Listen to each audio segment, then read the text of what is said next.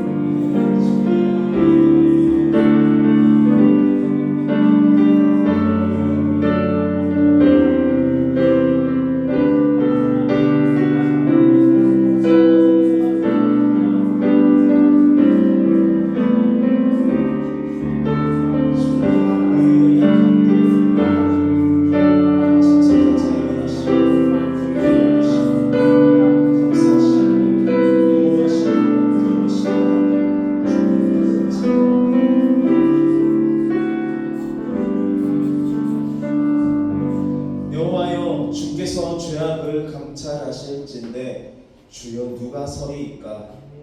그러나 사유하심이 주께 있음은 주를 경외케 하심이니이다. 그러므로 이제 그리스도 안에 있는 자에게는 결코 정죄함이 없느니라. 아멘.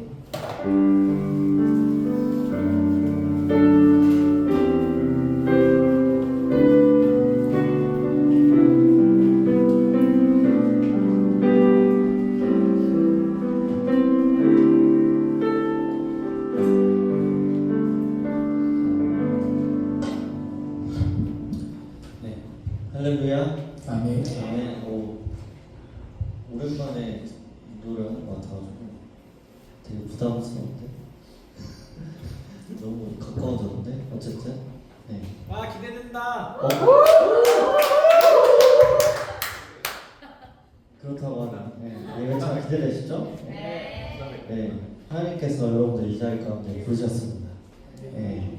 예수님을 저희가 한 주간 얼마나 더 찾아나 좀 고민을 많이 해봤던 한 주였던 것 같아요. 그러니까 그 사순절에서 세 번째 주인 걸로 알고 있는데 그렇게 찾으려고 노력했지만 그 마음이 안 들 때가 좀 많았던 것 같습니다. 그럼 회개하는 시간이 좀 됐던 것 같고, 그래서 하나님이 나를 부르시고 나를 이 자리 가운데 오게 하시는데 내가 그 앞에 나아가지 못하였던 것들이 너무나 죄송한 마음이 들더라고요. 네. 그래서 이 찬양을 같이 부르시면서 하나님이 나를 어떻게 부르셨을까 라는 그 마음을 갖고 같이 찬양을 했으면 좋겠습니다.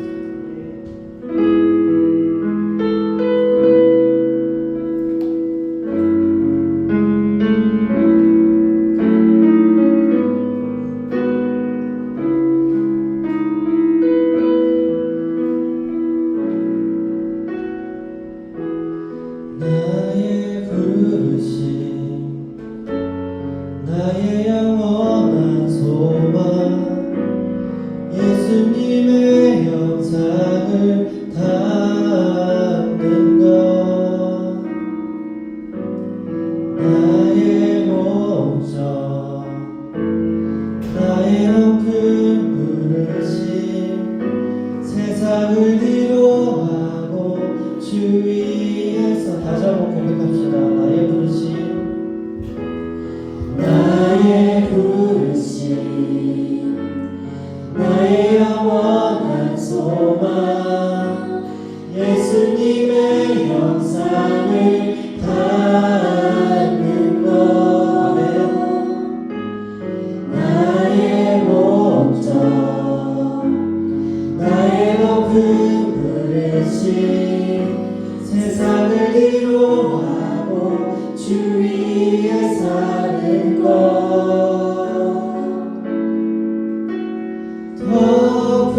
덮으소서 주 거룩한 품에 품으소서 이곳이 나속한 곳 오 예수 이끄소서 주 얼굴 보기 위해 은밀한 곳으로 내가 나아갑니다. 다시 한번 부를까요? 나의 부르심 나의 부르심 나의 영원한 소망 예수님의 영상을 담는 것 나의 목적 나의 높은 부르심 세상을 뒤로하고 주 위에 사는 나의 부르심 나의 부르심 나의 영원한 소망 예수님의 영상을 담는 것 나의 목적 나의 높은 부르심 세상을 뒤로하고 주 위에 사는 것 덮으소서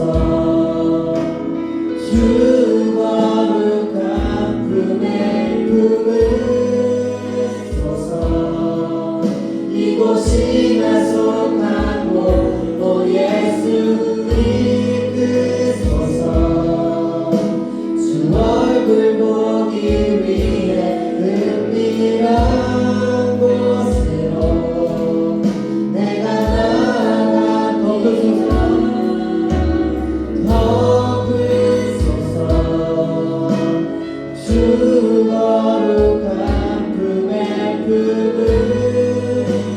품으소서 이곳이 나속한 곳 오 예수 이끄소서 주 얼굴 보기 위해 은밀한 곳으로 내가 나아가 다시 한번 덮으소서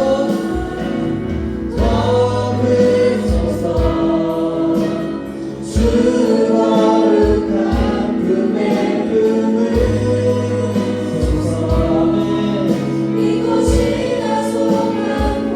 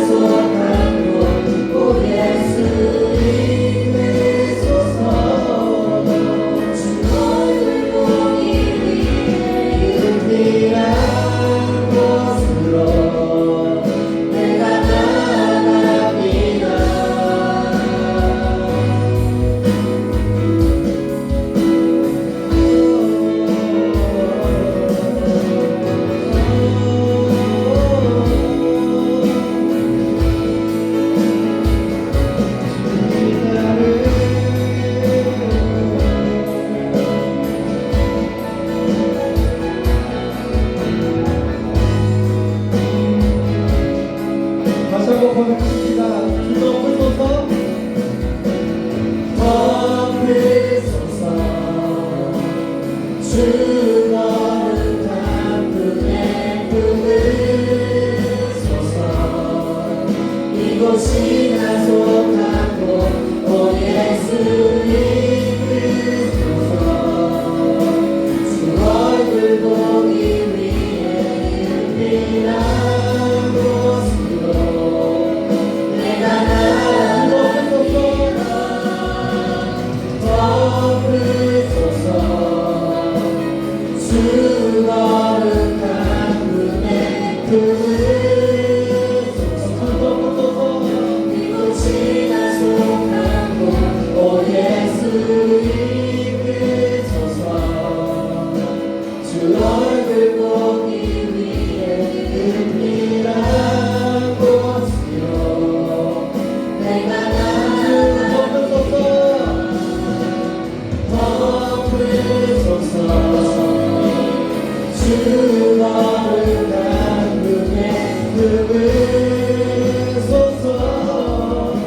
이곳이 나 속한 곳 오 예수 이끄소서. 주 거룩한 은밀한 곳으로 내가 나아갑니다.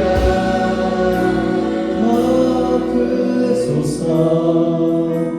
주 거룩한 품에 품으소서. 이곳이 나 속한 곳 오 예수 이끄소서. 주 얼굴 보기 위해 은밀한 곳으로 내가 나아갑니다.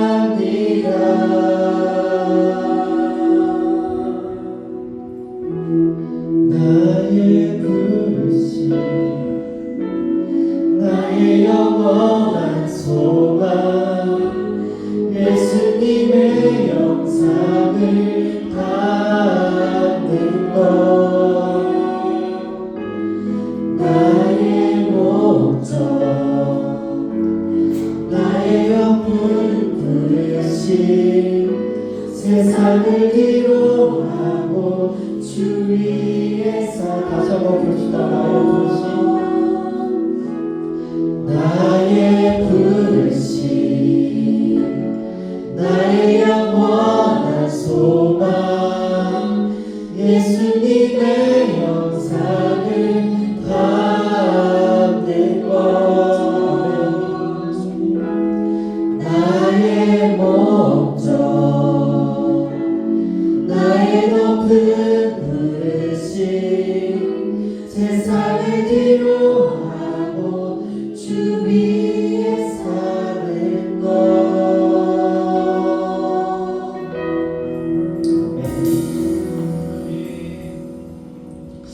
이 자리 가운데 주님께서 저희를 부르셨는데 이 시간에 다 같이 박수 치시면서 주님께 영광의 박수 올리면서 찬양하도록 하겠습니다.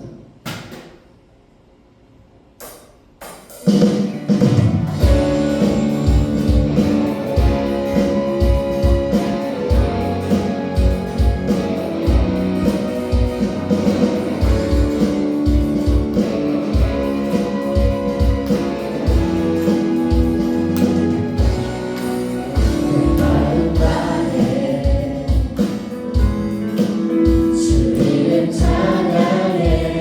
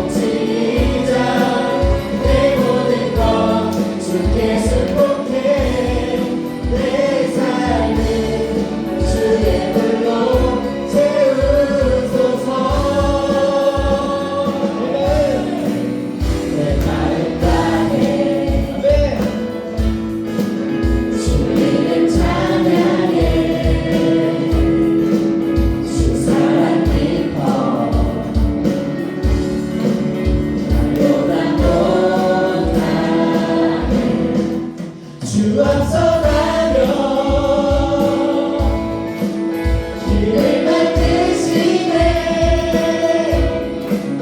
오직 내 갈망 영원히 주 찬양 내 맘에 힘이 되신 주 영원한 빛이 되신 주 내 모든 몸을 주의 행한 찬양해 주를 위대한 통치자 내 모든 것 주께 축복해 내 삶을 주의 불로 채우소서 내 맘에 힘이 되신 주 영원한 빛이 되신 주 내 모든 몸을 주의 행한 찬양해 주를 위대한 통치자 내 모든 것 주께 축복해 내 삶을 주의 불로 채우소서 내 맘에 힘이 되신 주 영원한 빛이 되신 주 내 모든 몸을 주의 행한 찬양해 주를 위대한 통치자 내 모든 것 주께 축복해 내 삶을 주의 불로 채우소서 내 맘에 힘이 되신 주 영원한 빛이 되신 주 내 모든 몸을 주의 행한 찬양해 주를 위대한 통치자 내 모든 것 주께 축복해 내 삶을 주의 불로 채우소서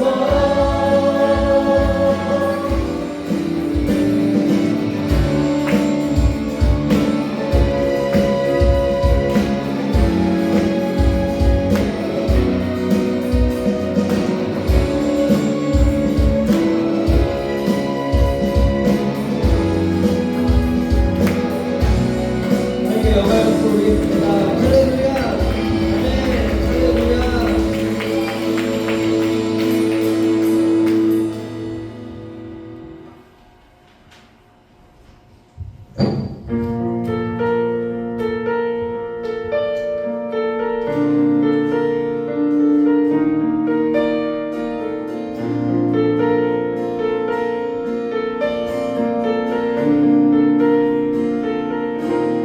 나의 사랑 너는 어여쁘고 참 귀하다 너는 보석보다 귀하다 내가 사랑스럽지 않을 때 너를 온전히 사랑하고 너와 함께하려 내가 왔노라 주의 사랑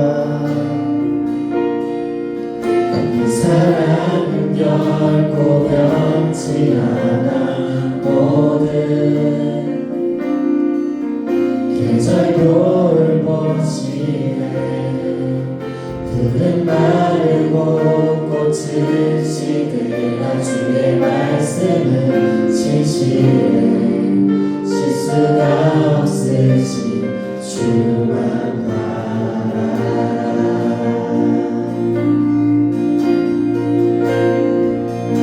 주님의 나라와 뜻이 나의 삶 속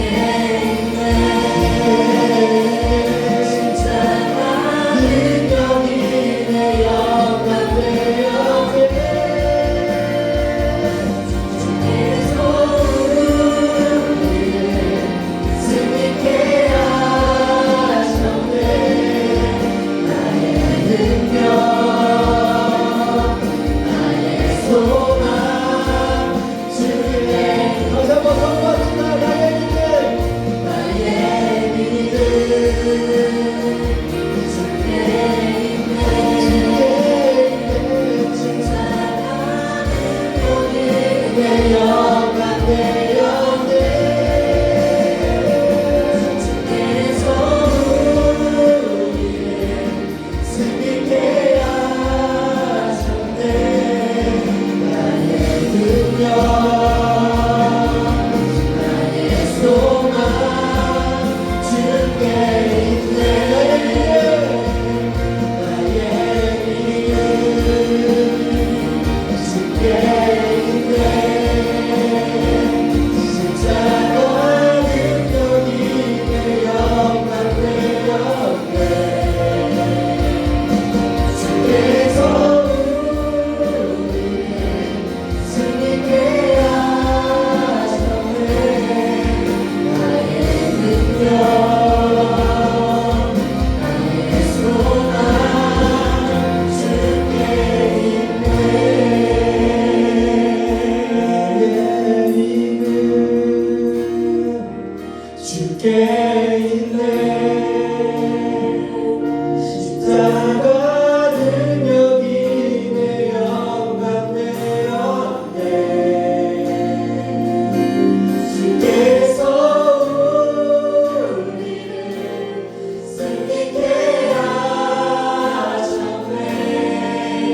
나의 능력 나의 소망 주께 목소리로 고백합시다. 나의 믿음 아멘 주께 있네. 주께 있습니다. 십자가 능력이 내 영광 내 영광 주께서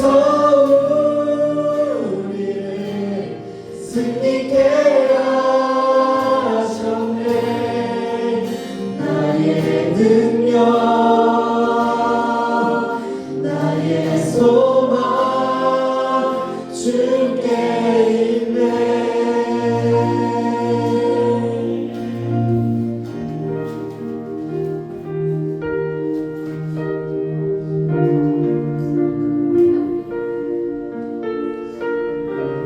주님, 저희 믿음이 주님께 있습니다.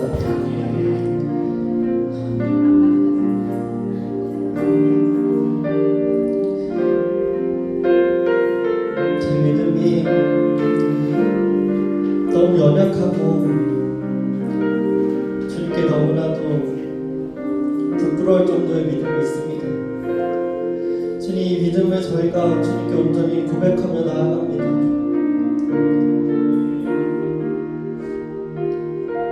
저희 삶 속에 저희 믿음이 온전히 주님께 있다는 것을 잊지 않고 지니게 하여 주시고 저희들의 삶 가운데 온전히 주님께서 늘 함께 하여 주셔서 저희들 마음이 저희의 생각이 주님을 잊지 않고 늘 주님과 함께 동행하며 살아가는 삶을 살 수 있도록 주님 저희들의 삶 가운데 온전히 함께 하여 주시옵소서. 이 예배가 온전히 주님께 온전히 모든 것을 드리며 주님 이 시간 예배 가운데 나아갑니다. 주님 예배를 받아주시옵소서.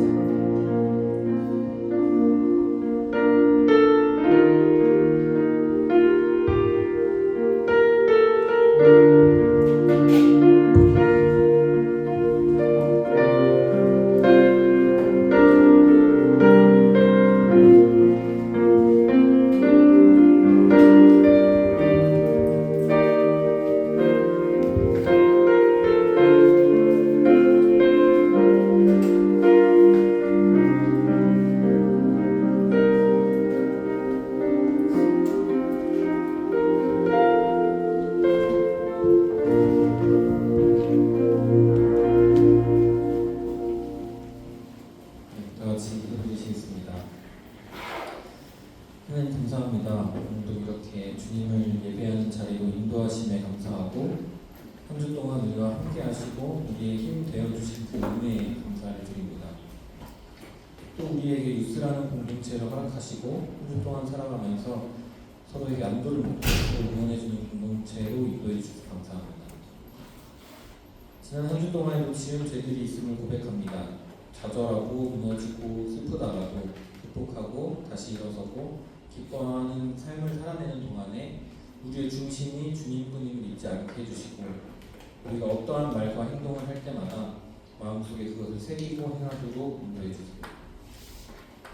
사순절을 지나고 있습니다. 우리 유서들이 예수님의 생일을 기억하면서 감사로 살아가는 기간이 될 수 있게 해주세요.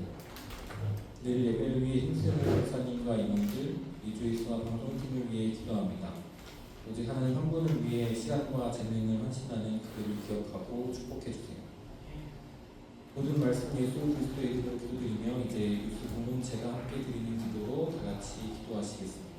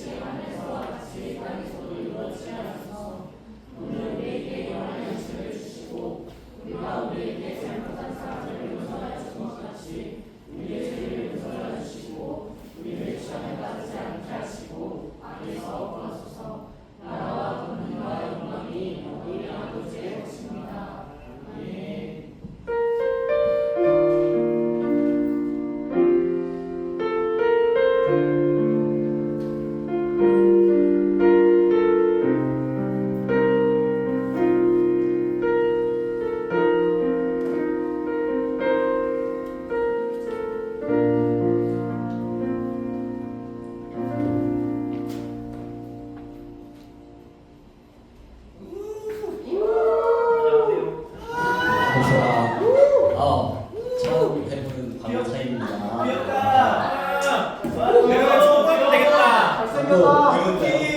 안녕하세요 여러분. 반가운 분들도 있고 양념 앞뒤 분들에게 환영합니다 인사 한 번씩 해주세요. 환영합니다.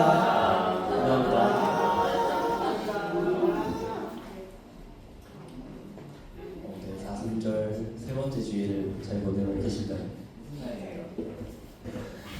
저도 잘 보내고 있습니다.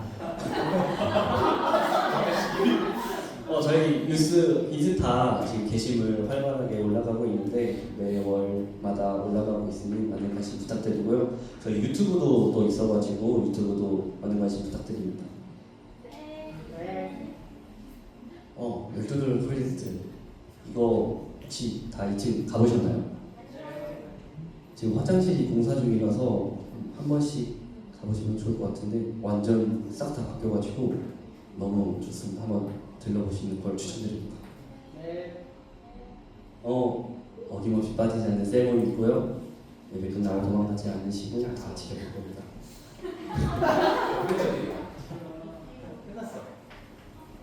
죽지도 않고 돌아온 영지 FC 참가하실 분들은 예준이에게 문의해 주시고요.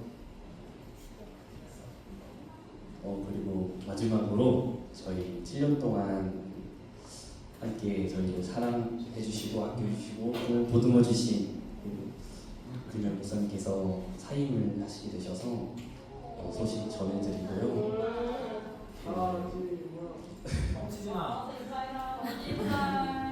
하나지 만두절 방해 안 하면 오늘 마지막 그러니까요. 쉽게 가지 않아. 그 목사님을 대신해서 새로 부임하실 목사님은 김민호 목사님, 저희 수련회 때 말씀 전해주셨던 김민호 목사님께서 오시게 되셨습니다. 오시게 되면 많은 환영, 관심, 사랑 부탁드립니다. 목사님 말씀 전하시겠습니까?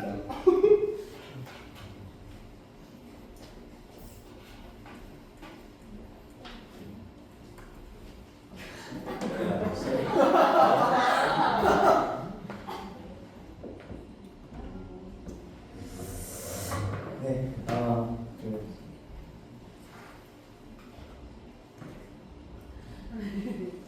가기 전까지 계속 요 광고를 할 것 같은데 제가 언제 가나 한번 보세요. 언제 간다고 않으니까. 네. 아,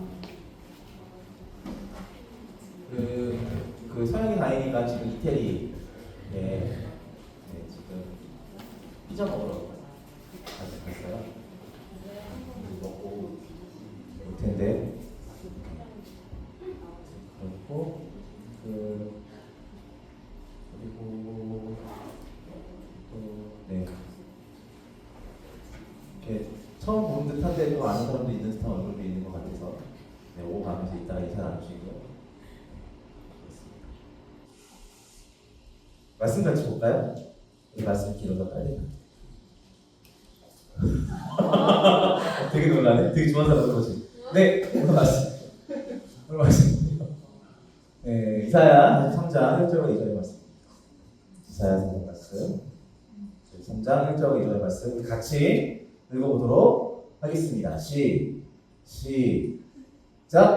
그러나 이제 양과 너를 창조하신 주님께서 말씀하신다. 이스라엘아 너를 지으신 주님께서 말씀하신다. 내가 너를 성량하였으니 두려워하지 말아라. 내가 너를 지명하여 불렀으니 너는 나의 것이다. 내가 물 가운데로 걸어갈 때에 내가 너와 함께하고 내가 강을 건널 때에도 물이 너를 시고시키지 못할 것이다. 내가 물속을 걸어가도 그를 잊지 않을 것이며 불꽃이 너를 비추지 못할 것이다. 네, 주신 말씀 통해서 그냥 제목으로 말씀을 나누겠습니다.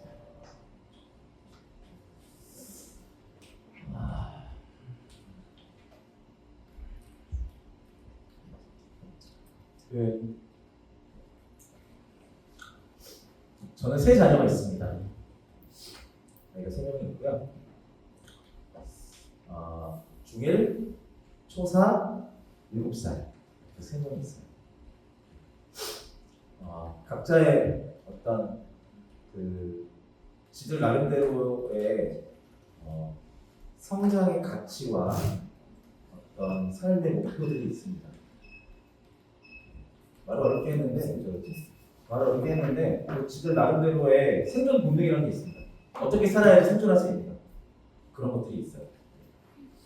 왜냐하면은 걔네들은 지들의 삶에서 유일한 시간대를 보내고 있으니 자기한테 가장 유익이 되는 노하우들을 찾아가는 거죠. 둘째 정우, 둘째 아이는 중간에 껴있기 때문에 적절히 잘 이렇게 눈치를 보면서 동생을 잘 돌봐주는 칭찬들을 먹고 누나를 몰래 괴롭히면서 그런 방식을 택하는 것 같고요. 셋째 미소는 귀여움이 생존 본능 그런 식이죠. 그러니까 걔네들은 이제 각자 자기의 인생에서 자기의 삶의 방식들을 찾는 건데 부모님 제가 볼 때 얘는 저도 저의 인생이 있잖아요. 저의 인생에서 볼 때에 이 아이들을 한 13년 정도 3명을 키우고 있는 거예요. 그러니까 그래서 사실 첫째 때 정원이 때 경험하는 것들이 처음이었고요. 둘째 정우, 셋째 미소를 키워가면서는 몸이 익었다고 경험이 무섭다고 그렇게 좀 익숙해지더라고요. 경험했던 거.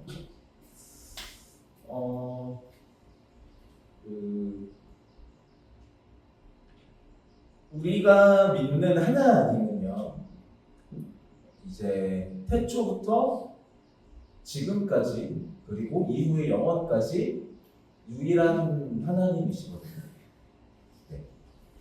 그 하나님의 입장에서 볼 때 어떤 새로운 한 세대, 한 인생이죠. 한 세대가 태어나면 하나님은 그 사람을 당신의 자녀라고 부르시면서 그 사람의 모든 상황과 환경과 시간과 사람들을 사용해서 그 사람을 키우세요.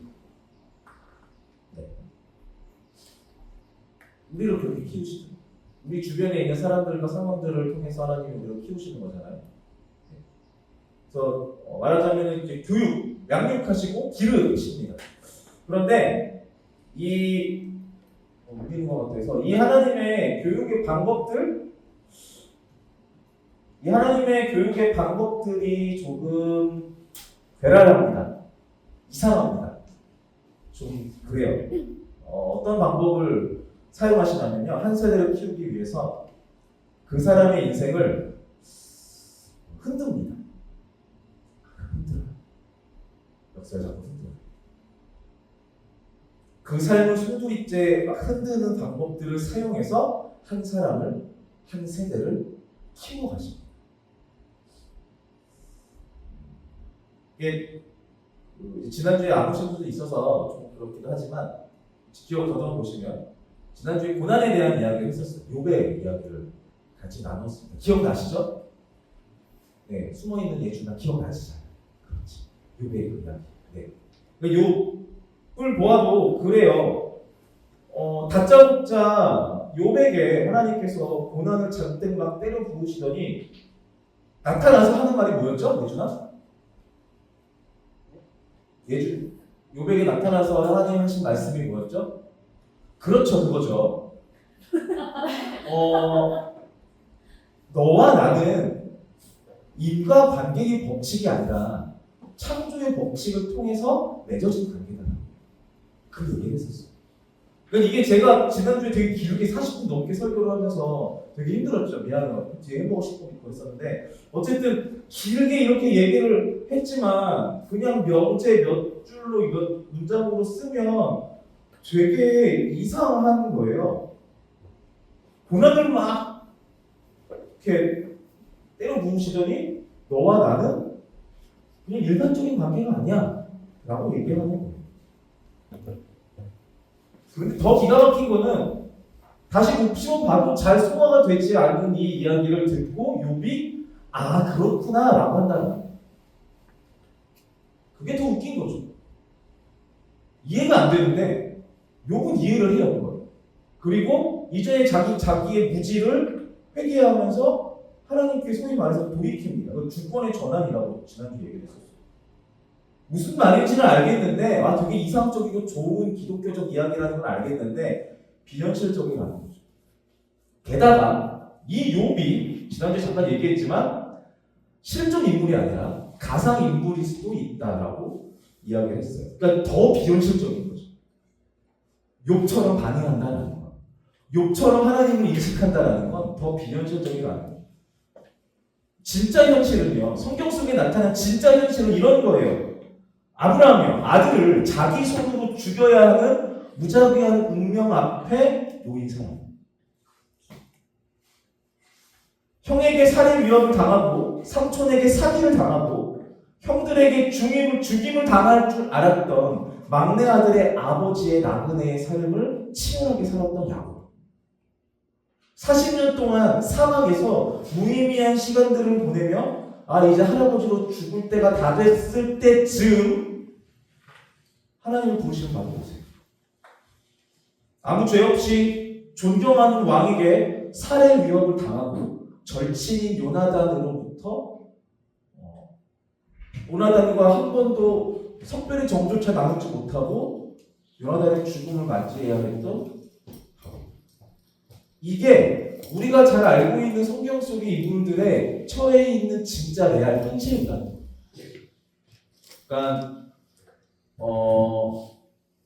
하나님은 이런 사람들 아브라함, 야곱, 모세, 다윗 이런 사람들을 불러서 나는 너희들의 여호와다 라고 말씀하시더니 이들의 삶을 다짜고짜 흔드는 겁니다. 흔드는 거예요. 그냥 적당히 흔드는 게 아니라 정말 말 그대로 생명이 휘청거릴 정도로 흔듭니다. 대차게 흔듭니다. 평안과 안정을 추구하며 살아가는 당신의 사람들, 직접 부르신 그 사람들의 삶을 흔드시고 그 삶의 소용돌이를 만들어서 흔들리게 하시면서 물으십니다. 질문하세요. 뭐라고 질문하시냐면요. 이렇게 질문하세요. 너희는 누구야? 자, 우리 이 질문을 좀 생각해 봐야 돼요. 지난주에도 말씀드렸지만 고난을 당하고 있는 욥과 그의 친구들이 몰입되어 있던 궁금증은 뭐였죠? 왜였어요. 내가 왜 이 고난을 당할까? 내가 왜 이렇게 아파야 하는가? 여기에 몰입이 되어 있었어요. 그러니까 내가 왜 이 일이 나한테 일어났는지를 알고 싶어 하는 겁니다. 그리고 만약에 이 물음에 내가 답을 얻으면 곧장 다음 반응은 무엇이에요? 무슨 말이냐면 고난의 이유를 내가 찾았으니까 이걸 해결하기 위해서 지금 내가 무엇을 해야 하는가? 지금 제가 말씀드린 이 왜와 무엇, 이 도식은요 세상의 방식이에요. 그러니까 뭐 예를 들어 게임하는 사람도 좀 알 수 있는데 지금 네가 그 실력에 잠이 오냐, 지금 네 레벨에 잠이 오냐, 이런 말인 거예요. 더 공부하고 더 행동해라. 이유를 알았으면 움직여라. 다시 그 꼴 안 당하려면 정신 차리고 행동하고 실력을 키우라는 거예요. 이게 우리가 일반적으로 알고 있는 내가 당한 상황의 이유를 찾아서 해소하기 위해서 하는 세상의 방식이라는 거예요. 그런데 하나님의 소통 방식은 좀 달라요. 우리로 하여금 이제 너는 뭘 할 거야? 라고 물으시는 게 아니라 너는 어떤 존재냐? 라고 물으신다라는 거예요. 세상 속에 살면서 우리가 가장 많이 받는 질문, 그리고 우리 스스로에게 하는 질문이 그거예요. 나 뭐 해야 되지? 내가 뭘 해야 되지? 그런데 우리의 창조주신 하나님은 우리 삶을 찾아오셔서 대차게 흔들리고 있는 갈대 같은 우리 삶을 찾아오셔서 물으시는 게 야, 너 그 실력에 잠이 와? 라고 물으시는 게 아니라 승현아, 너 누구니? 라고 물으신다. 주혜야, 너 누구야? 라고 물으신다. 이게 하나님의 질문. 이거는요 세대를 뛰어넘는 질문이에요. 그러니까 시간을 초월하는 질문입니다. 그리고 아주 중요한 질문이에요. 지금 무엇을 해야 하는가를 고민하는 것과는 좀 장르가 다른 질문이에요. 아까 4명의 사람의 이야기를 했었죠. 네. 이 사람들의 이야기를 다시 가져와 볼까요? 아브라함에게 불어닥친 폭풍의 상황은 뭐였죠? 아들을 죽여야 한다는 운명이었어요. 이 운명에 맞닥뜨렸어요. 아브라함에게 요청되었던 것은요, 믿음과 순종이었습니다. 야곱이 견뎌야 하는 폭풍은 억울함과 슬픔을 억눌러야 하는 삶의 무거움이었습니다. 야곱에게는 인내와 수용하는 마음이 요구되었습니다. 노인이 되어서 80세가 되어서 이빨 빠진 호랑이 신세인 모세가 맞닥뜨린 현실은요, 지질이 말도 안 되는 200만 명의 사람들의 지도자라는 정체성이었어요. 하나님 사랑과 이스라엘을 사랑하는 마음을 훈련해야 하는 모세였어요. 자신의 믿음의 결과에 합당한 상을 전혀 받지 못했던 소년 다윗. 그는 존경하는 사람에게 쫓긴당하는 비운의 신세예요. 그 사막 한가운데에서 다윗은 하나님의 보호하심을 신뢰하는 믿음을 훈련받아야 했습니다. 알았죠? 아브라함의 순종, 야곱의 인내, 모세의 사랑, 다윗의 믿음.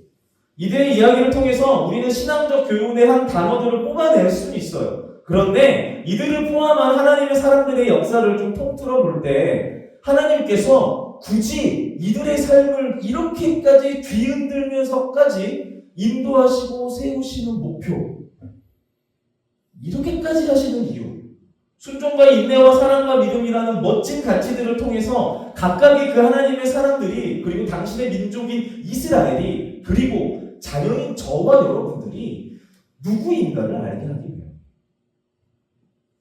누구인가? 문제를 해결하기 위한 삶이 아니라 나의 진짜 정체성을 아는 삶을 우리로 살게 하려고 하나님은 당신의 사람들을, 우리를 흔드십니다.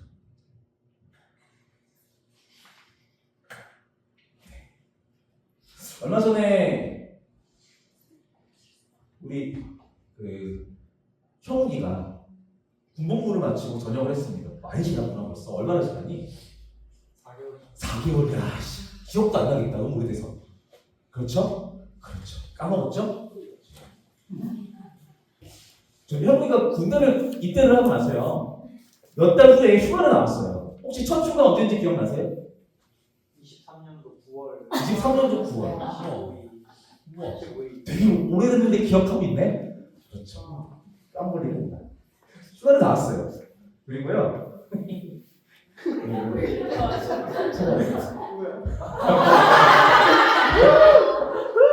형이 첫 휴가 나왔을 때 예비 씨랑 제가 쫓해 왔습니다. 노력 많이 했어요, 형아. 네. 이게 뭔가, 네. 무슨 자세가 저러냐? 믿기지 않지만 경례하는 겁니다. 네, 장난 아니에요. 네. 솔직히 진짜 인간적으로 병정도 저렇게 좀 이상 안 해요. 자세히 보시면 자세가 저러냐 할 수도 있지만 또 재밌는 게 있죠. 예. 형 본인은 인지하고 있는지 모르겠는데 굳이 안 그래도 되는데 군복 바지를 입고 ROK 티셔츠를 입고 와서 거수 공연을 하고 있습니다. 네.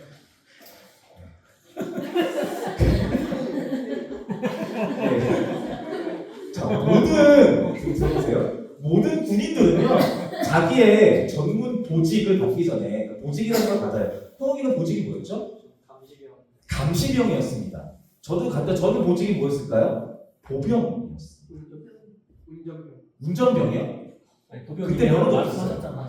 네. 이미 말씀하셨어. 감사가. 그러니까 전문 보직을 받는데요. 이 전문 보직을 받기 전에 기초훈련 과정인 훈련소를 들어가요. 입대하자마자 훈련소를 들어갑니다. 우리 공신 출신 예은이가 격하게 고개를 끄덕이고 있죠. 잘 알아요. 자, 이 훈련소 기간은 이제 좀 바뀌었는데 지금 4주 정도일 거예요. 4주에서 뒤에 후반기 훈련도 받으면 한 6주 정도 이 기간 동안 어떤 그 20대 청년의 남자아이가 군인으로 살기 위한 준비 과정을 거쳐요. 이 기간 동안 이제 훈련을 받는 거예요.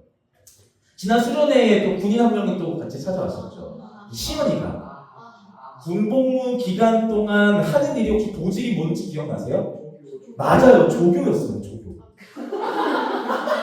시연이 아니고요? 조교. 네. 자, 다시 말하지만 훈련소, 그러니까 이제 막 입대한 20대 초반의 남자 청년들의 말하자면 사회 물을 빼고 군기를 불어 넣어주는 시간이 이 훈련소 기간 4주예요. 네. 시연이가 하는 조교에게는 이 한 달 이 훈련 코스를 받을 수 있도록 교육해 주는 겁니다. 조교예요. 숙달된 조교예요. 그 조교 맞아요. 네. 그래서 막 가르쳐 주는 겁니다. 그래서 지금 18개월인가요? 군복무가? 18개월 동안 군복무를 하는데 와 진짜 짧아졌다. 25개월. 이렇게 해야 되냐 이게? 이 정도로? 몰라 애들. 네, 어쨌든 자 18개월의 군복무 기간 중에 이 한 달의 기간 동안 훈련을 받아요. 네, 되게 중요해요. 이 한 명에게 이 한 달의 시간은 되게 중요해요. 그런데 조교인 시연이에게는요, 이 한 달 훈련 코스를 몇 번 반복하는 건가요? 17번 정도 반복하는 거예요. 하고 한 달 지나면 나가요. 퇴소하고. 또 다른 애들이 들어와요. 이렇게 진짜 그 사회물 잔뜩 먹고 이러고 있는 이런 애들 들어와요. 그리고 거기도 또 다 빼주는 거, 타이어 다 빼고 군기를 불어넣어 또 나가. 이거를 계속 반복하는 겁니다. 똑같은 로테이션을 반복하는 거예요. 군인 기초 훈련을 마쳐야지 군복무를 시작할 수 있으니까 이 과정은 반드시 필요한 겁니다. 지겹죠. 시험 입장에서 지겨워요. 네. 들어가는 사람들은 재밌진 않지만 근데 지나가면 끝나는 거니까. 자, 그 성경에 보면 사사기라고 하는 책이 있어요. 사사기. 역사서인데요. 그 사사기 전체의 역사가 480년 정도를 다루고 있어요. 길이가. 480년 동안 사사라고 하는 사람이 저지거든요. 영어로 하면 저지. 재판관이라는 뜻이에요. 그때 당시에 이스라엘 민족의 지도자라는 개념이에요. 지도자. 자, 그러면 이 12명, 480년 동안 12명의 사사가 등장해요. 사사기의 역사는 반복이거든요. 이스라엘 민족이 타락해요. 하나님이 이방 민족을 보내요. 고난을 당하죠. 이스라엘이 고난당하면서 회개해요. 잘못했어요. 하나님이 들으시고 구원해 주세요. 그 구원자로 누굴 보내는 거예요? 사사를 보내는 거예요. 그리고 사사를 통해서 하나님이 구원하시고 그리고 평안이 찾아와요. 시간이 지나면 또 어떻게 돼요? 타락해요. 이게 반복이거든요. 제가 지난주에도 실수를 했죠. 도토리 쳇바퀴가 아니고 다람쥐 쳇바퀴 돌리는 역사예요. 반복이에요. 몇 년 동안? 480년 동안 12명의 사사를 통해서 똑같은 과정이 계속 반복해요. 타락과 징벌, 회개, 구원의 반복. 이게 사사기의 책 한 권으로 볼 때 역사의 반복이 맞아요. 우리도 그렇게 책을 보니까요. 그런데 길어봤자 100년 정도의 인생을 살아가는 한 사람에게는 한 권의 경험이죠. 네. 조교인 시연이에게는 17번을 반복해야 되는 거지만 형욱이는 한 번밖에 안 했어요. 어떻게 배웠길래 이건 잘 그만할게요 이제. 네. 그 480년 동안 이 로테이션을 계속해서 반복하시면서 12번의 세대들에게 계속 이러한 과정들을 경험하고 보내주는 것. 우리가 볼 때는 되게 단순하게 이 지긋지긋한 것들을 언제까지 이렇게 반복하려고 죄를 짓다라고 할 수 있는데 하나님의 입장에서는 조금 달라요. 하나님의 입장에서 한 세대 한 세대 한 세대들을 계속 지금 반복해서 훈련시키고 있는 거예요. 근데 훈련시키는 방법이 뭐예요? 회초리들. 네, 아까 말했었던 흔드는 거예요. 삶을 흔드는 거예요. 그리고 그렇게 흔드는 이유는 아까 말했죠? 자신의 정체성을 똑바로 인지하게 만드는 거예요. 이게 목표예요. 환경과 상황이 똑같지 않은 제각각의 각 세대의 사람들을 향해서 그 삶을 잘 살아내서 잠깐의 국위영화와 조금 잠깐의 평안과 안정을 구하는 결과물에 초점을 맞추는 인생을 요청하지 않으시고 이스라엘 민족으로 하여금 너희들의 존재가 어떠한 존재인지를 깨닫는 인생을 살라고 요청하시는 거예요. 우리가 종종 이야기하는 사명, 비전 이런 이야기를 하죠. 사명, 비전. 가을 회장님 어디 했나요? 사명이 뭔가요? 하나님께서 그 사람에게 하나님의 일을 이루시기에 맡기신 명령을 아니 네 사명. 설명은 시스템에서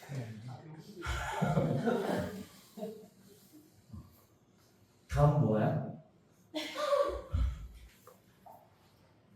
복음 전파 복음 전파. 좋네요. 비전이 뭔가요? 우와. 네. 네 비전이요. 오늘 되게 이쁘게 화사하게. 네. 아 그래 그 수학 그 수민이 뭐였다? 수민이. 아니야? 자, 이 비전과 사명 하면요. 우리가 일반적으로 생각을 하는데요. 어떤 삶의 성취와 목표 것들이 떠올라요. 네, 장래 희망 같은 것들과 겹쳐지죠. 그런데요, 성경이 말하는 사명과 비전은 이제 그런 게 아니에요. 하나님이 주신 사명이라고 하는 건요, 존재. 골, 목표가 아니고 존재. 자, 저는요, 목사죠. 다행히도 놀라진 않으시네요. 인지하고 있구나. 고맙다. 목사죠. 저는 목사로서 할 일을 합니다. 어떤 일을 하죠? 대답해줘 얘들아. 예배, 준비, 설교, 사랑. 네, 그런 거 해요. 네, 믿지 않지만 그런 거 하고 있거든요. 네, 저는 목사로서 할 일들을 해요. 이러한 것들은요, 분명히 평가받을 수 있어요.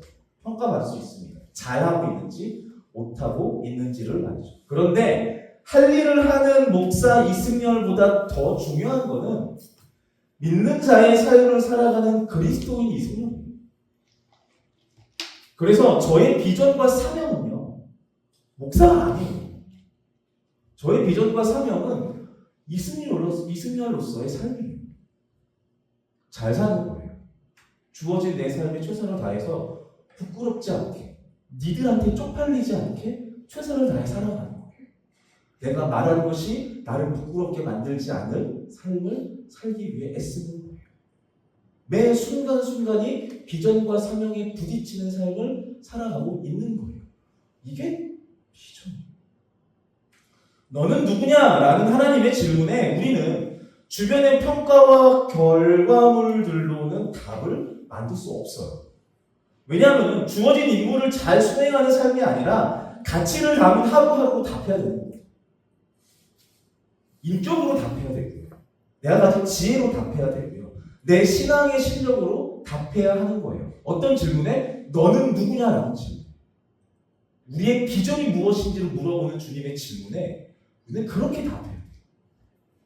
그리고 이 답을 제대로 하지 못하는 이스라엘 민족의 이야기들을 성경에서 만납니다. 자, 사사기에 보면요. 성경 보면은 이런 표현이 자주 나와요. 이스라엘이 하나님을 버리고 우상을 섬겼다라는 표현이 자주 나와요. 뭐 했다고요? 하나님을 버리고 우상을 섬겼다라는 표현이 나와요. 이 이스라엘의 민족 누구냐면요. 이들이 그 사사기 불과 몇 년 전에 그 출애굽에서 광야 신세로 있던 민족이란 말이죠.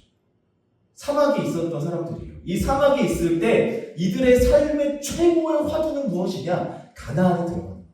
약속의 땅 들어가야 돼. 가야 돼. 여기만 하나님 이게 최고의 이제 화두였단 말이죠.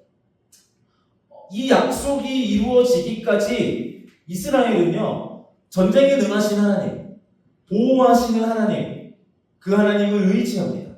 굳게 믿어요. 믿음이 가장 좋을 때였을 것 같아요. 그런데 이들이 그렇게 하나님의 도우심으로 인해서 약속의 땅 가나안에 들어가서 정착을 합니다. 네, 그들의 땅이 생겨요. 그리고 그 땅에 들어가서 자신들의 땅을 갖게 되자 이제 예전에는 그 전쟁에 능하신 하나님의 그 거룩한 전쟁을 통해서 약속의 땅 들어가는 거에 최고의 목표였는데 이제 들어가서 앉아 있으니 혹시 누군가가 우리를 침범하지 않을까? 여기서 좀 우리가 좀 잘 눌러서 이제 좀 평안하게 안정되게 좀 잘 살고 싶은데 라는 마음을 가지고 안정과 안녕, 평화를 바라게 됩니다. 그래서 가뭄이 들지 않고 비만 제때 오고 땅이 열매를 제때 맺으면 되는 그런 삶을 소망하게 돼요. 뭐 이상한 건 아니에요. 근데 그렇게 살다 보니 예전에 불과 몇 년 전이에요. 전쟁에 능하신 그 하나님의 능력이 되게 필요했었는데 지금 그렇게 필요 없게 돼요. 이렇게 살면 되는 거거든요. 삶의 목표가 좀 달라진 거죠. 그래서 이전 출애굽 광야 시절의 하나님의 비범함이 지금은 그렇게 중요하지 않아요. 그래서 이들이 선택한 것이 무엇이냐면 풍요의 신 바알은 풍요의 신이에요. 제가 두둔하려는 건 아닌데 객관적으로 보면 바알은요 성경에서 등장하는 하나님을 대적하는 신처럼 보이거든요. 바알은 그렇게 나쁜 신이 아니에요. 저를 쓰레기처럼 보지 마세요. 그러니까 되게 흔한 이방 신 중에 하나일 뿐이에요. 하나님을 대적했던 신이 아니라는 거예요. 무슨 말이냐면요. 이스라엘에 있어서 시작과 끝, 그러니까 전부라고 여겨졌던 그 하나님의 역할과 그 가치가 있거든요. 그게 지금 이제 이스라엘에게는 수단으로 전락하게 된 거예요. 나한테 어떤 것을 해줄 수 있는가? 수단으로 바뀌어버린 거예요. 하나님의 존재가, 하나님의 가치가. 그리고 나한테 수단으로 전락한 그 하나님을 형상화한 게 바알일 뿐이에요. 그 성경에서는 우상 숭배라고 해요. 바알이 우상의 대표 주자라서가 아니라. 네. 좀 쉬운 예를 좀 들어볼까요? 이걸 제가 어떻게 이 얘기를 했는지 모르겠는데 어렸을 때 그 저희 딸 정훈이가 미소 말할 때였던 것 같아요. 잠들려고 하는데 인형 하나를 꼭 안고 엄마랑 대화를 합니다. 저는 옆에 있어요. 우리가 얘기를 해요. 엄마 나 하나님을 너무 사랑해. 진짜 그랬어. 되게 감동이었어. 한 번도 가르쳐준 적이 없는데 이거 하더라고요. 되게 신기하게. 오 그렇구나. 뿌듯해하면서 와 모태신앙이라는 게 이게 이렇게 힘이 있구나. 난 모태신앙이 아니거든. 되게 신기했어요. 이어서 말합니다. 언니가. 엄마 나 하나님이 너무 보고 싶어. 짱이죠. 와. 이어서 말합니다. 그런데 하나님은 어디 있어? 그래서 제가 뭔가 멋지게 하나님은 우리 마음속에 있어. 이런 말을 하려고 하는데 그 꺼내기 전에 우리가 먼저 울먹이면서 이렇게 말합니다. 하나님 인형 사줘. 보통 싫어합니다. 상상도 못했죠. 그걸 앞으로 듣고 있는 우리가 얼마나 당하겠어. 저희 딸이 우상숭배를 했습니다. 지금 청소년부 찬양팀 하고 있는데 뭔가 고해성사하는 것 같긴 한데요. 여러분 우상숭배라는 게요. 집에 어떤 커다란 신상 같은 거 갖다 놓고 매일 절하고 굿하는 것을 말하는 게 아니에요. 내 필요를 위해서 하나님을 수단 삼는 게 우상숭배예요. 다시요. 내 필요를 위해서 하나님을 수단, 도구 삼는 게 우상숭배예요. 바알을 섬겼기 때문에 우상숭배가 아니라 하나님을 도구 삼았기 때문에 우상숭배예요. 그렇게 안녕과 안정을 구하며 바알과 동행하고 우상숭배하는 이스라엘 민족, 가나안 땅에 정착해서 바알을 섬기는 이스라엘 민족에게 외적이 쳐들어옵니다. 이방 민족이 쳐들어와요. 전쟁이 일어나는 겁니다. 이스라엘에게 불어닥친 이 외적인 공격을 가리켜 성경은 뭐라 그러냐면요. 하나님의 회초리라는 표현을 씁니다. 하나님의 회초리. 하나님이 회초리를 들고 자신들의 안심과 안녕, 안정을 추구하려는 그 마음을 부수시고 흔드십니다. 그거 아니야! 정신 차려! 때리시는 거예요. 세차게 때리시는 거예요. 이렇게 때리시는 이유는 한 가지입니다. 이 질문을 던지기 위함이에요. 이 질문이 사사기 이 성경 안에 정말 무수하게 반복됩니다. 아까 말했었던 사람 80년 기간 동안 12번의 사사, 12번의 횟수보다 더 많이 등장해요. 너희는 누구냐고. 니들이 누구야? 니들 정체가 뭐야? 너희가 어디서부터 시작했어? 너희들은 왜 존재해? 이런 질문들을 계속해서 던지세요. 새로운 세대가 시작될 때마다 이 질문을 던지십니다.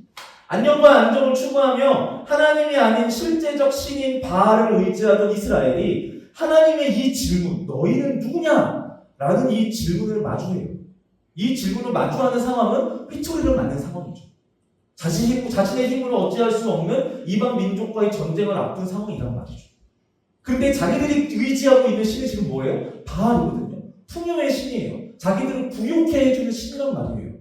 생명의 총각을 앞두고 있는 이 전쟁 상황에서 바알 신은 조금도 힘이 되지 않아요. 아무런 힘도 발휘할 수 없어요.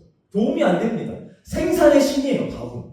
생산의 신인데 전쟁 중에 생산의 신이 무슨 의미가 있습니까? 현실을 인지하는 거예요. 아, 지금 내 삶에 이스라엘 민족, 지금 내 삶에 바알은 무쓸모입니다. 우리는 하나님이 아니면 아무 의미가 없는 존재들이라는 것을 깨닫게 됩니다. 그러면 돌이킵니다. 우리는 하나님 당신의 백성들입니다. 우리가 하나님을 떠나 죄를 지었습니다. 회개하죠. 하나님이 사사를 세우십니다. 사사가 누구인지는 중요하지 않아요. 여러분 알고 있는 사사 누구 있어요? 좀 이름이 굵직한 사람들이 있긴 해요. 기드온. 사사 중 한 명이에요. 들어보셨죠? 한 명 또 있네, 유명한 사람. 삼손. 맞아요. 사사 중에 한 명.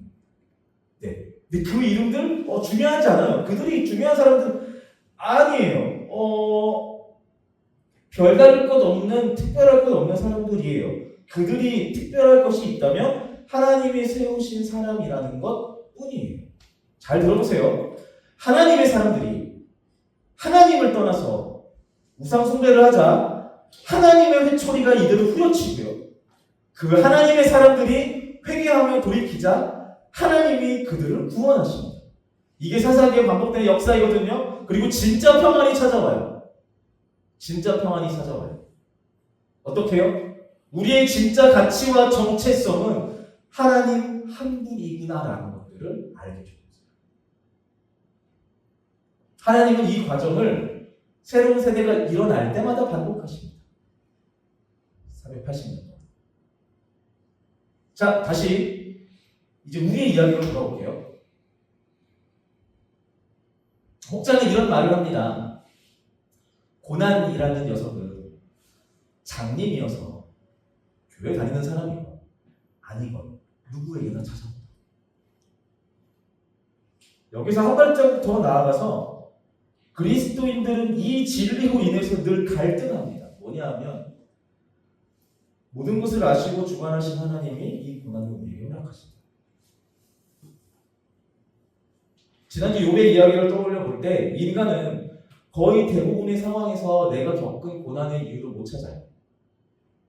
모릅니다. 답할 수 없는 도전을 맞닥뜨립니다. 내가 가진 것으로 답할 수 없는 미친 듯이 무겁고 난해한 인생의 질문을 던지시면서 우리의 정체성을 하나님께 물어보세요. 너는 무엇이냐? 너는 누구냐? 이 질문에 우리가 하나님을 갖고 오지 못한다면 세상의 지혜를 끌어옵니다. 도덕, 권력, 아니면 어떤 신을, 다른 신을 갖고 와서 답하려고 할 거예요. 기껏 찾아오는 다 숲새를 떠나는 정도. 옆에 있는 약사사처럼. 아니면 인생이 원래 이런 거지라고 하면서 자포자기하면서 그냥 자신의 고통 속에 그냥 냅두는 정도. 안 됩니다. 우리는 그렇게 살면 안 됩니다. 하나님은 우리가 그렇게 살다가 망하도록 두고 싶어 하지 않으십니다. 우리가 삶의 시간들을 살아가면서 우리가 이유를 알지 못하는 고난과 역경과 막막함과 어둠과 가시밭을 만나게 될 것입니다. 저는 개인적으로는 나중에 묻고 싶어요. 하나님 만나면 이때 내가 얼마나 아팠는지 아시죠? 자, 이제 말해봐요. 왜 그랬어요? 물어보고 싶어요. 그냥 진짜로. 그런데 지금 그 질문에 하나님이 답하시기보다 거꾸로 내 삶을 향해서, 우리를 향해서 이것을 반복해서 물어보신다는 거예요. 그래서 알았어, 승현아. 근데 너 누구야? 너 어떤 존재야? 내가 지금 내 고난의 이유와 그 합당성들을 내가 정답을 얻는 것보다 더 중요한 게 내가 어떤 존재로 살아야 하는지에 대해서 내가 답을 찾기 위해 애써야 된다. 하나님은 그 삶으로 우리를 끌고 가십니다.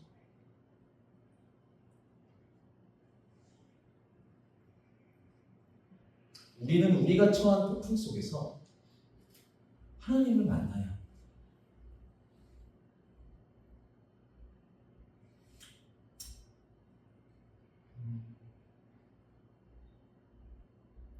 요즘 저희 딸이 사춘기가 돼서 저랑 얘기를 많이 안 해요. 슬퍼요. 다 알았으면 좋겠어요. 왜 다 알았으면 좋겠냐면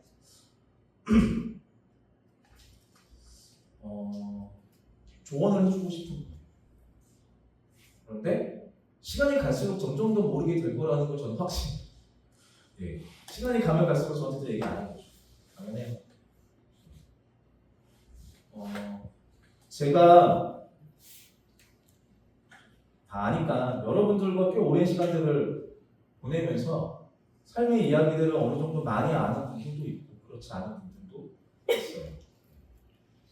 여러분들과 대화를 하면서 눈물을 흘리고 또 아파하면서 발버둥 치면서 삶의 고난의 이야기들을 하시는 분들의 이야기를 들으면 거짓말을 해서라도 답을 찾아주고 싶은 욕구가 생겨요. 조금 편안하게 해주고 싶어요. 근데 그게 거짓말이라는 걸 너무 잘 알아서 거의 그냥 똑같은 이야기를 하다가 끝나는 경우들이 많이 있는 것 같아요. 비슷해요. 여러분들의 삶에서 아무리 훌륭한 스승을 만나고 라포가 잘 형성되어 있는 친구들과 같이 있는다 한들 여러분들이 갖고 있는 궁극적인 질문에 대해서는 답을 주지 못하는 거예요. 여러분 그 질문들을 가지고 하나님을 만나야 돼. 하나님을 만나야지 내가 누구인지를 알아. 하나님을 만나야 내가 누구인지를 알게 되고 진짜로 평안을 누리게 돼요. 고난이 제거되어서 만들어진 평안이 아니라 내 존재와 하나님을 알게 되어서 주어지는 평안을 만나는 거예요. 우리의 신앙은 좀 여기에서 출발해야 됩니다. 이게 되지 않으면 여기에 대한 지혜와 생각이 없이 의무와 책임으로 신앙생활을 시작하게 되면 비참하죠.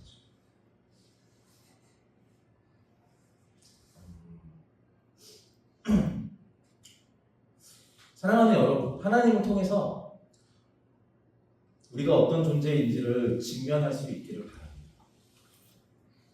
내가 누구인지를 대면 페이스 투 페이스로 직면할 수 있기를 바랍니다. 화평과 평안과 안녕을 누리는 것으로 하나님의 사랑을 만날 수도 있어요. 그런데 고난과 역경의 시간을 지나면서도 하나님의 섭리를 만날 수 있으면 좋겠습니다. 이 모든 것들을 하나님께서 우리에게 섭리하시고 허락하시면서 내가 너의 하나님, 내가 너의 아버지, 너의 구원자이고 너의 돕는 자이다. 너는 나의 자녀이다. 내게 속한 내 것이다. 라고 말씀하시는 이 하나님의 음성을 듣고 믿을 수 있기를 바랍니다. 그리고 그냥 흘려가면서 그렇게 말씀하시는 게 아니라 우리 귀에 손을 갖다 대고 고래고래 소리 지르면서 잊지 않고 기억하도록 힘주어 말씀하시는 하나님의 이 음성을 들을 수 있기를 바랍니다. 그리고 새겨 넣으실 수 있기를 축복합니다. 이제 같이 우리가 찬양하고 기도하기를 원하는데요. 우리가 아까 정면이만 나오면 돼요. 자, 아까 함께한 찬양인데요. 네. 이 찬양 가사에 보면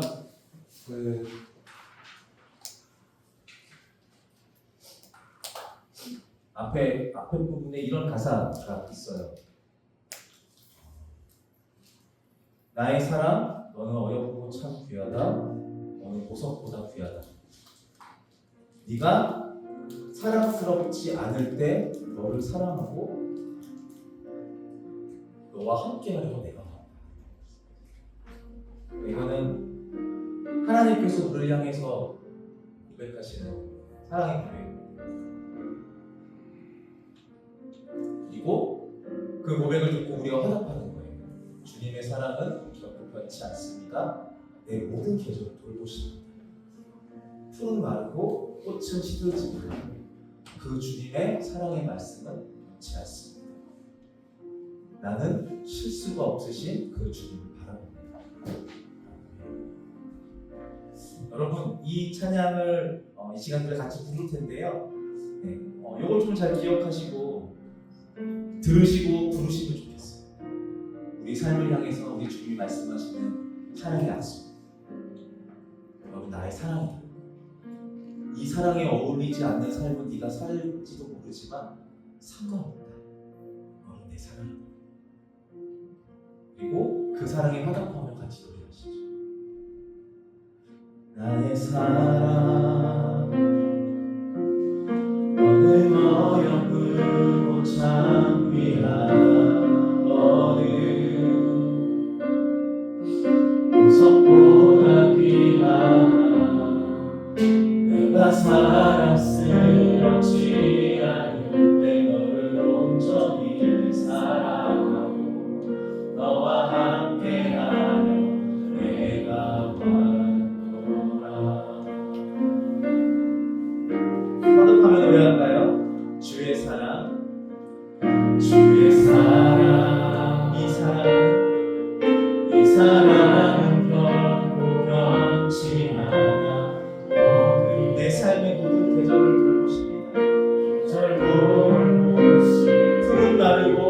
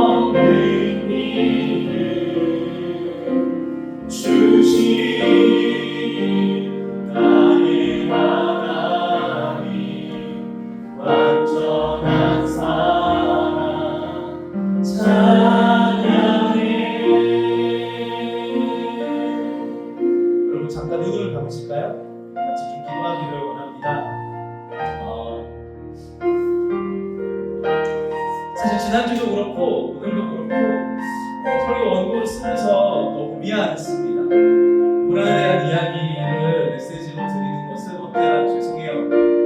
왜냐하면 모르니까요. 네가 목사를 다냐, 내가 어떤 아픔과 고통 속에 살아가는지 네가 아느냐라고 말하면 할 말이 없어요. 미안합니다. 근데 아는 체 하려고 하는 것은 아닙니다. 멋진 목사인 척 하려고 하는 것도 아닙니다. 근데 이 고난에 대한 문제와 이 영적인 정답들을 우리가 잘 붙들고 나아갔으면 좋겠어요. 헷갈리지 않았으면 좋겠어요. 신음하면서 때로는 감정을 섞어서 화내면서 물으셔도 좋습니다. 하나님, 이것이 나에게 너무나도 버겁습니다. 주님, 나에게 보내시는 이 폭풍이 내가 너무 흔들려서 정신을 차릴 수가 없습니다. 내가 갖고 있는 개념들과 내가 가지고 있는 상식으로는 이것을 소화시킬 힘이 없습니다. 나는 하나님을 선한 분이라고 생각하며 이 삶을 살아왔지만 지금 내가 처한 이 상황 속에서는 감히 하나님의 선하심을 노래할 수가 없고 기도할 수가 없습니다. 주님, 나한테 왜 이러십니까? 주님, 나의 이 고난의 정체가 무엇입니까? 주님 내 앞에 나타나서 내게 말씀해 주십시오. 주님, 내가 스스로 답을 찾을 수 없는 이 상황 가운데 당하고 아파하며 신음하고 있으니 주님, 내 앞에 나타나서 말씀해 주십시오. 무슨 말씀을 해주십시오. 내게 나오셔서 내 앞에 오셔서 주님, 나로 하여금 이 어려움과 이 힘든 상황과 이 역경의 시기들을 헤쳐나갈 수 있는 힘을 허락해 주십시오. 여러분, 그렇게 하나님 앞에 기도해도 좋습니다. 그럴 때마다 주님께서 우리에게 말씀하십니다. 너는 내 사랑하는 아들이다. 나는 너를 절대 포기하지 않는다. 네가 이 사실을 잊지 말아라. 세상 그 어떤 어려움들이 있어서 너의 어떠한 죄악과 시커멓게 녹칠되어 있는 삶의 상황 속에서도 나는 너를 향한 너를 자녀 삼은 나의 이 진리를 바꿀 생각이 없다. 그러므로 잊지 말아라. 너는 나의 것이다. 너는 나의 자녀이다. 너는 나의 생명이다. 여러분들의 삶의 상황들을 하나님 앞에 내어놓으시면서 이렇게 기도했으면 좋겠어요. 주님, 내가 누구인지를 잊지 않는 삶을 살게 하여 주십시오. 내가 처한 상황들 때문에 나 자신을 포기하는 삶을 살지 않고 주님, 나 자신도 포기한 억눌리고 아픈 나의 삶을 향해서 손을 내미시고 다시 기회를 주시며 너는 나의 것이다 말씀하시는 그 주님의 음성에 귀 누리는 인생을 살게 하여 주십시오. 아니 주님, 그렇게 할 수 없을 때라도 나를 포기하지 아니하시는 그 하나님의 선하심을 소망하고 그 주님을 바라보며 살아갈 수 있도록 인도하여 주십시오라고 우리가 말씀을 기억하며 이 찬양의 가사를 주님 앞에 고백하며 함께 기도하며 나가시겠습니다. 기도하겠습니다. 네, 주님, 하나님, 주님 사랑하는 주의 종들의 삶에 보듬어 주시고 함께하여 주십시오. 주님 버티고 나올 수 없을 정도로 주님 시커멓게 목줄되어 있고 주님 삶에서 수단한 수많은 가시들로 인해서 아프고 엉들려 있는 그 삶을 향해서 주님, 나의 것이다, 나의 자녀이다, 너는 나와 너를 포기하지 않는 나의 소중한 존재라고 말씀하시는 그 주님의 사랑을 만나게 하여 주십시오. 아버지 하나님, 그 주의 음성 앞에 나아가는 주님, 그 주님의 음성으로 주님 감격하는 주님, 그 믿음의 고백을 해나가는 주님 함께 모여 예배하는 청년들 주의 자녀를 되게 하여 주시옵소서. 주님, 믿는 인간의 마음으로 이들의 삶을 아프고 어렵게 다할 수 없습니다. 그 삶을 어렵게 다할 수 없으나 주님, 나보다 나를 잘 아시는 그 주님께서 이 삶을 주님 잊히지 아니하시고 온전히 쓰시며 함께 동행하시는 주님이신 줄 믿습니다. 그러므로 주님, 그 주님을 향해서 간구하며 소망합니다. 주님 함께하여 주시옵소서. 주님 함께하여 주시옵소서.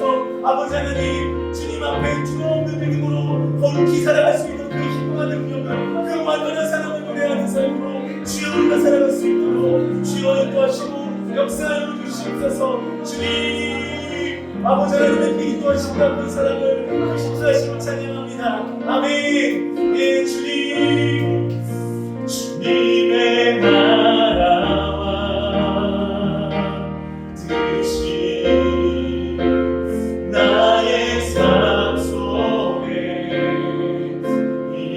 인도하시며 주님 알기를 주만 보기를 소망해 거룩히 살아가요. 묵히 살아가 힘과 두려움없는 일을 주신 나의 하나님 완전한 사랑